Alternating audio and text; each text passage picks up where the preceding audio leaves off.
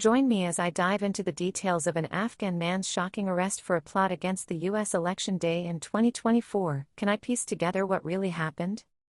In a case that threatens to stoke anti-immigrant sentiment and cast a shadow over the Afghan diaspora in the United States, 27-year-old Nasir Ahmad Tawhidi, an Afghan citizen living in Oklahoma, was arrested for conspiring to carry out a terrorist attack on election day in support of the Islamic State. Tawhidi, who arrived in the U.S. on a special immigrant visa, SIV, in 2021, was apprehended along with a juvenile co-conspirator while attempting to purchase assault rifles and ammunition. The incident has sent shockwaves through the Afghan community, many of whom arrived under the same SIV program after risking their lives to aid U.S. efforts in Afghanistan. While the charges are alarming, they also raise broader questions about how individuals become radicalized, the role of social isolation, and the potential for unfair scapegoating of innocent refugees. This case serves as a flashpoint in ongoing debates about immigration, national security, and the treatment of vulnerable communities in a politically charged atmosphere. The arrest of Nasir Ahmad Tawhidi presents a complex challenge that touches on multiple social, political, and security issues. At its core is the troubling reality of radicalization, which transformed Tawhidi, an Afghan refugee who came to the United States on a special immigrant visa, into an alleged terrorist plotter. This situation raises pressing concerns about how individuals, particularly immigrants who have experienced trauma and displacement, can become susceptible to extremist ideologies. Tawhidi's alleged plot to carry out an election day attack reflects not only the influence of online propaganda and extremist networks but also the broader failure to identify early signs of radicalization. Moreover, this incident poses a challenge for the U.S. Afghan refugee community. The Special Immigrant Visa (SIV) program, designed to resettle Afghans who assisted U.S. forces in Afghanistan, has been a lifeline for thousands of individuals escaping violence. However, the case threatens to reinforce negative stereotypes and ignite anti-immigrant rhetoric, unfairly placing the broader Afghan community under suspicion. Thousands of Afghans are in the process of resettling and rebuilding their lives, and this case could deepen public mistrust of an already marginalized group. Politically, the case also challenges ongoing efforts to support refugee resettlement programs, especially as they are subject to intense scrutiny in the current polarized climate. National security measures must navigate the delicate balance between preventing potential threats and ensuring that innocent communities are not vilified or discriminated against. This incident highlights the need for more effective methods to address radicalization without jeopardizing the safety and security of vulnerable populations. The arrest of Nasir Ahmad Tawhidi highlights several interconnected issues that demand careful exploration: radicalization, refugee resettlement, and national security. At the forefront of this case is the complex process of radicalization, which remains a persistent challenge for counterterrorism efforts worldwide.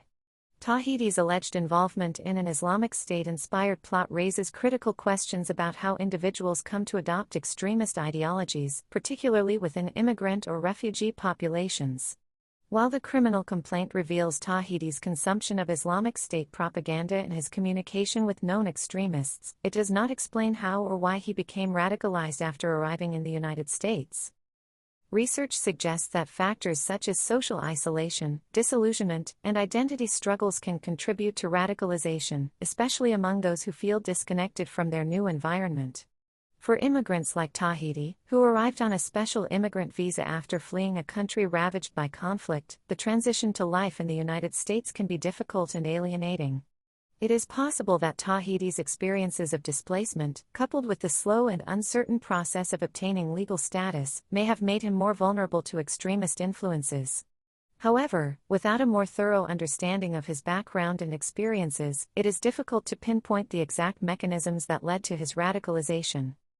On a broader scale, this case underscores the challenges faced by Afghan refugees resettling in the U.S. The Special Immigrant Visa Program, which was established to protect Afghans who supported U.S. military efforts, became a lifeline after the fall of the Afghan government in 2021. Despite its importance, the program has been plagued by delays and bureaucratic hurdles, with thousands of Afghan families waiting in limbo for their applications to be processed. In this context, Tawhidi's actions threaten to stigmatize an entire community that has already faced significant challenges in resettling and integrating into American society.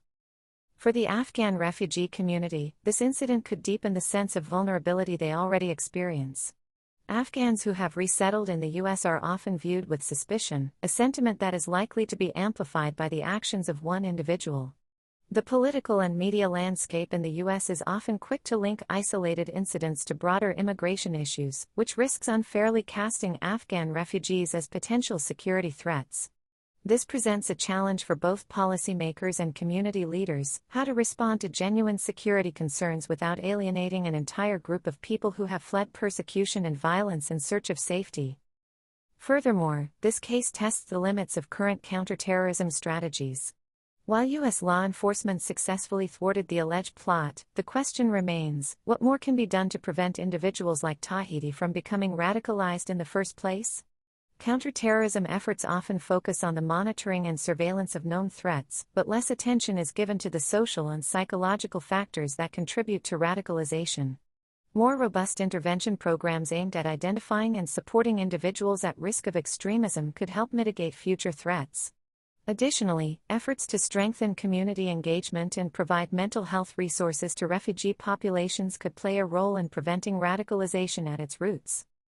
In conclusion, the case of Nasir Ahmad Tawhidi reveals the complexity of the issues at hand. It is not just a matter of preventing terrorism, but also of understanding the deeper factors that contribute to radicalization, the challenges of refugee resettlement, and the balance between security and social justice. As this case unfolds, it will be important to consider how national security measures can be enhanced without perpetuating fear and division within immigrant communities, particularly those that have already suffered immense hardship. The key moment in the case of Nasir Ahmad Tawhidi occurred during his arrest on October 7, when he and his juvenile co-conspirator attempted to procure 2 AK-47 rifles, 10 magazines, and 500 rounds of ammunition from an FBI asset in western Oklahoma. This moment marked the culmination of months of investigation and planning, during which Tawhidi's intentions to carry out a violent election day attack became increasingly clear.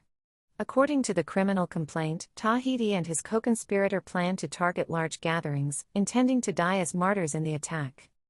This moment represents the climactic point in both the investigation and the plot itself, where law enforcement, having gathered sufficient evidence of Tawhidi's extremist views and his attempts to acquire firearms, intervened just before the attack could be carried out. Tawhidi's arrest not only foiled the potential attack but also highlighted the gravity of his intentions, including his expressed desire to live according to pure Islam in Afghanistan after the attack, which he viewed as an act of martyrdom. The arrest serves as a stark reminder of the threats posed by radicalization, and it underscores the success of U.S. counterterrorism efforts in preventing a catastrophic event.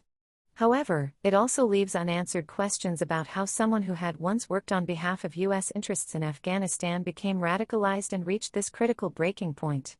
This key moment forces a confrontation with the broader implications of the case: how to prevent future incidents of this kind and protect both national security and the Afghan immigrant community from the fallout.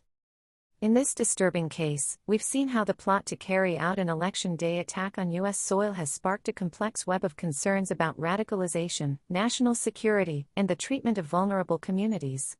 As we move forward, it's crucial to consider the broader implications of this incident and work towards creating a safer, more inclusive society for all. What do you think about election security in the United States? Share your thoughts in the comments below, and be sure to check out my video on related threats to democracy.